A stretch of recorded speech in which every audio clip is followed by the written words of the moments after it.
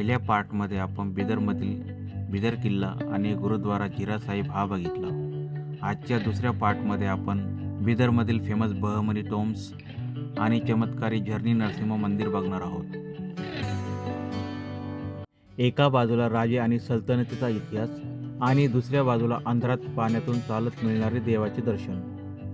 बिदर म्हणजे फक्त शहर नाही, हा इतिहास आणि श्रद्धेचा संगम आहे.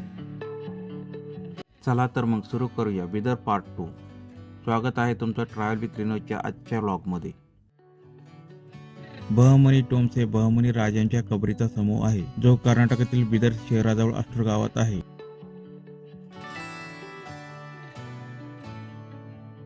ही कबरे 15व्या आणि 16व्या शतकात बांधली गेली असून ती दख्खनच्या इंडो इस्लामिक स्थापत्यकलेचा उत्कृष्ट नमुना आहे. पहिली आणि सर्वात मोठी कबर ही अहमद शाह वली यांची आहे, ज्यांनी 1432 मध्ये आपली राजधानी गुलबर्गाहून बिदरला हलवली. हे टॉम्ब्स बिदर किल्ल्यापासून सुमारे 4 किलोमीटर अंतरावर आहे. हे आहेत बहमनी साम्राज्याचे वंशज, जे आपल्याला बहमनी टॉम्ब्स बद्दल थोडक्यात माहिती देणार आहेत. चला तर त्यांच्याकडून थोडी माहिती घेऊया. मैं इनकी फैमिली का बेटा हूँ मैं. ओके. इनका ये नाम नीचे मेरा यहाँ पर ये नाम सुल्तान खलील शाह वही नाम मेरा. ये पेपर में आर्टिकल आता है, हिंदू पेपर में आया ये 2008 में आया, ये 2005 में आया.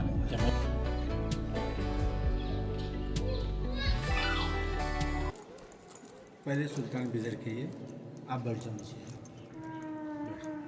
पहले सुल्तान बिदर के ये बन के 622 साल हुआ. ये पेंटिंग उसी ज़माने की है. पेंटिंग लगा के 610 साल हुआ, बन के 622 साल हुआ.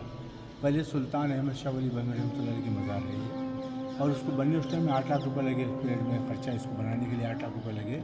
इसकी लंबाई अंदर से 108 फीट लंबाई अंदर से है, 108 फीट लंबाई अंदर से, और बाहर से 121 फीट होती है. इसका जो वाल है, मोटा वाल 13 फीट मोटा वाल है दीवार का. 13 मोटा समझिए ना, मोटा दीवार जैसा आज बिल्डिंग बनती है 6 फीट के ऊपर, 13 फीट मोटा वाल है. इसकी दीवारें बनाया गया, पूरी दीवार चुन्ना, काला पत्थर, गार का पत्थर इसके अंदर, और बीच में ईंट लगा गया सेंटर में. और ऊपर देखिए लगा ड्राइंग पे पूरा लिखा है, पूरा स्टेज है ज़माने की. पूरा आए थे 12 इमाम के नाम लिखा है उसके अंदर. इनके उस्ताद का नाम है हज़रत शाह नेमतुल्लाह गिरवानी वली रहमतुल्लाह अलैह, जो यहाँ पर नाम लिखा है इनका पूरा.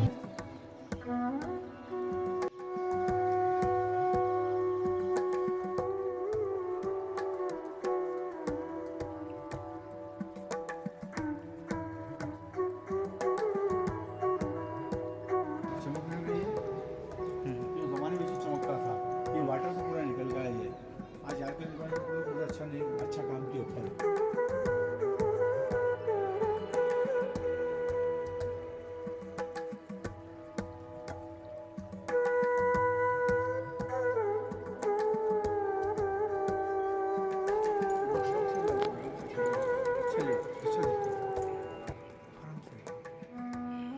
करीब करो, आराम से. उसी ज़माने का है, 609 साल पहले पेंट किया गया. लिखिया जो किसी लिखिया तो पास भी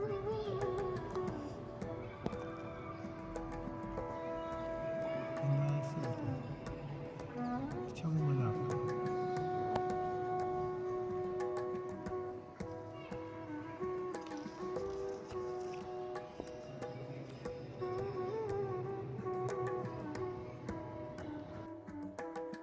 या मकबऱ्यामध्ये आपल्याला पर्शियन आणि डेक्कन स्थापत्य शैलीचा नमुना दिसतो. भिंतीवर निळ्या रंगाच्या फरशा, कुराणातील आयती आणि कमानीवर कोरलेले नक्षीकाम. त्या काळात दक्षिण भारतात अशी कला दुर्मिळ होती.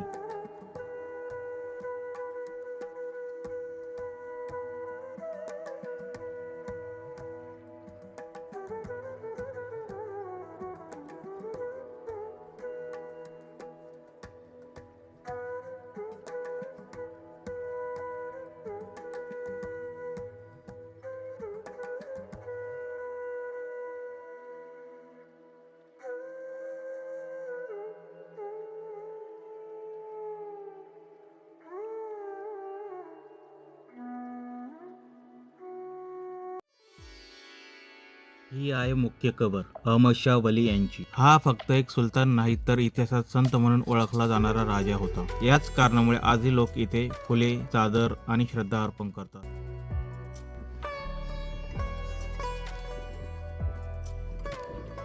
या परिसरात 8 बहमनी सुलतानाच्या कबरी आहेत. प्रत्येक कबर म्हणजे एक वेगळी सत्ता, एक वेगळी कथा. यामध्ये प्रमुख नाव आहेत अहमद शाह वली, बहमन शाह, अलाउद्दीन शाह, मोहम्मद शाह आणि इतर बहमनी सुलतान.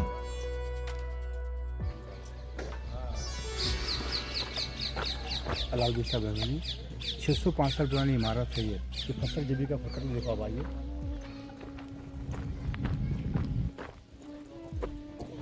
मिशन नहीं थी हाथ से कारीगर काम किया उस टाइम मिशन नहीं थी लेकिन कोई कारीगर पत्थर में कैसा काम किया उस टाइम मिशन नहीं लीजिए ये पत्थर कितना है ये देखिए कितना साफ क्लीन है उस टाइम कारीगर काम किया हाथ से लगड़ते थे उस टाइम में देखो यहाँ से सीध मारो सीधे ऐसी फोटो ले आप कितना अच्छा देखो पत्थर सोचने की बात है 605 साल पुराना पत्थर आज का नहीं है ये कैसा पत्थर दिख रहा है आपको कितना ब्यूटीफुल दिख रहा है पत्थर बना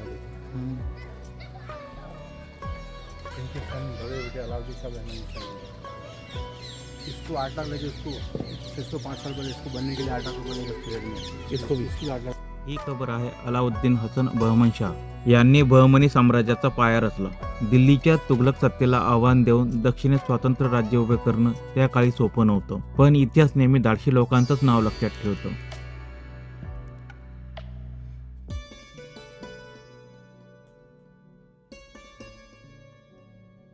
या कबरीवर नजर टाकली तर लगेच जाणवते निळ्या फरशा, अरबी फारसी लेख आणि विशाल घुमट. ही फक्त रचना नाहीत तर त्या काळातील सांस्कृतिक संगम आहे.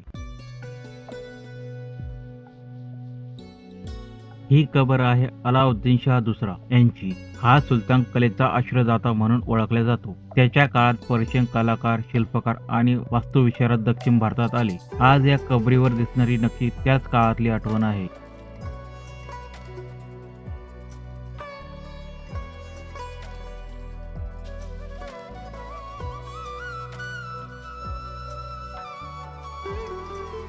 ही कबर आहे फिरोज शाह यांची. बहमनी सल्तनतीचा सुवर्णकाळ याच्या नावावर जोडला जातो तो म्हणजे फिरोज शाह. व्यापार, शिक्षण आणि स्थापत्यशास्त्र या सगळ्याचा विकास त्याच्या काळात झाला.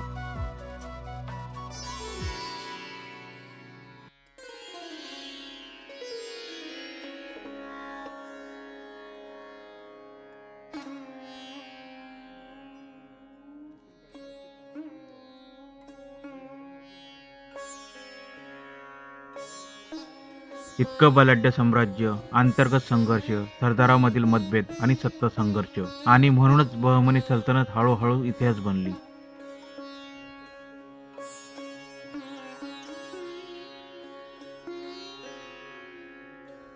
राजे गेले, सत्ता गेली, पण या कबरी अजून श्वास घेत आहे. केरला आलात तर येथे येणे कधीही चुकवू नका.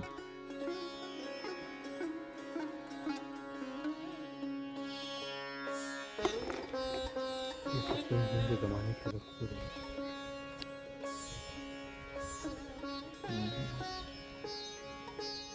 क्या लिखा है उसपे? ये अरबी में नाम लिखा है हिजरी वगैरह सब उसके टाइम की. हाँ, हिजरी. हाँ इब्रो इब्रो. जी हाँ ये हम लोग देखे ना फांसी दिया देखो महमूद शाह वो शख्स का है. ये भी वैसे सब होने की सजा है वो अजमेर सिख के साथ. जिथे इतिहास संपतो तिथे श्रद्धेचा प्रवास सुरू होतो. झरणी नरसिंह मंदिर बिदरमधील एक अनोखं मंदिर. येथे देवाचं दर्शन थेट पाण्यातून चालत जाऊन घ्यावं लागतं. झरणी नरसिंह हे मंदिर साधारण शहरापासून 7 किलोमीटर अंतरावर आहे. मंदिराजवळ प्रवेश करताच आपल्याला इथे स्टॉल दिसायला लागतात. जिथे आपल्याला पारंपरिक कपडे, प्रसाद व इतर खेळणी वगैरे मिळतात.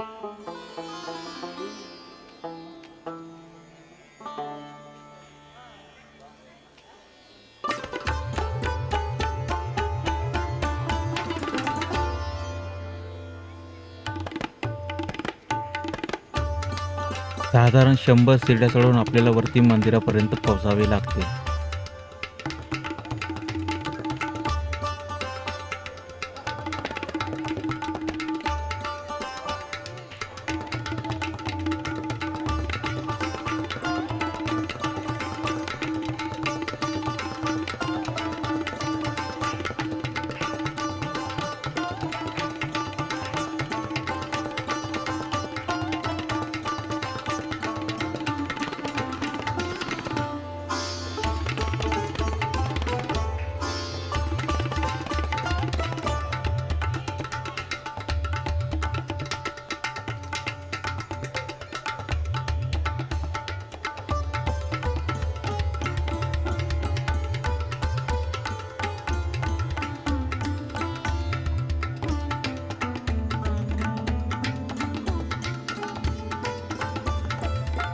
भगवान विष्णूंचा अर्धा सिंह अर्धा मानव असा अवतार म्हणजे नरसिंह. अहंकारी हिरण्यकश्यपचा वध करण्यासाठी त्यांनी हा अवतार घेतला.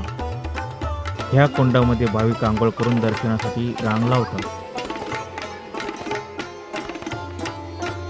येथे कपडे बदलण्यासाठी व लॉकर सुविधा उपलब्ध आहे. या मंदिराला भेट देण्याचा उत्तम काळ हा ऑक्टोबर ते मार्च आहे. या काळात हवामान अनुकूल असते.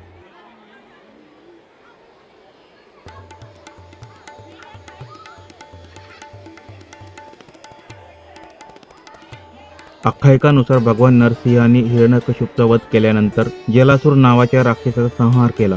जो शिवभक्त होता. मरण्या अगोदर जलासुराच्या प्रार्थनेने नरसिंहजीने या गुहेत वास केला आणि जलासूर या गुहेतला जलप्रवाह झाला, जो आजही वाहतोय. या गुहेत शिवलिंग आहे, जो दोन्ही देवतांचं एकता दर्शवतो.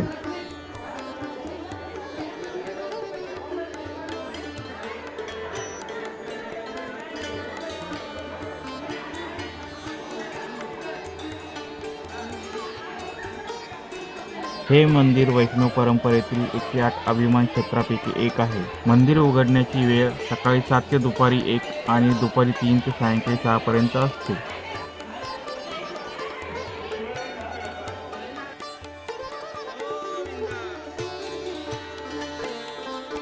दर्शनादरम्यान भाविक गोविंदा गोविंदा अशा घोषणा देतात. ह्या घोषणा ऐकून वेगळीच शक्ती मिळते.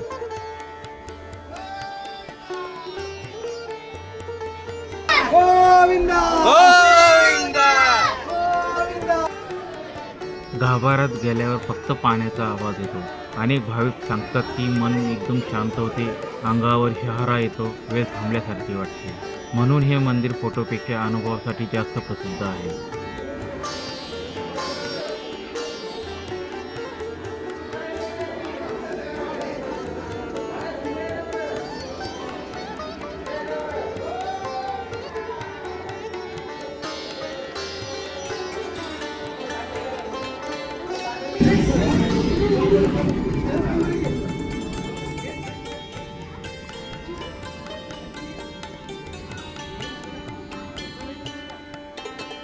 मंदिराच्या आतून नैसर्गिक झरा वाहतो.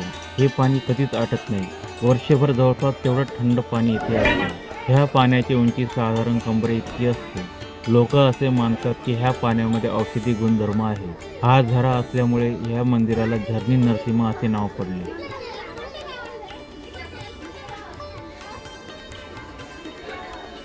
इतिहास दगडात कोरलेला असतो, पण श्रद्धा पाण्यातून वाहत असते आणि झरणी नरसिंह मंदिर हे त्याचं एक जिवंत उदाहरण आहे.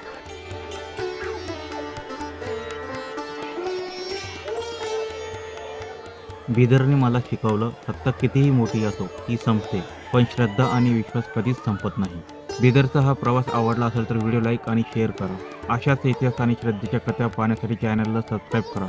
जय नरसिंह स्वामी.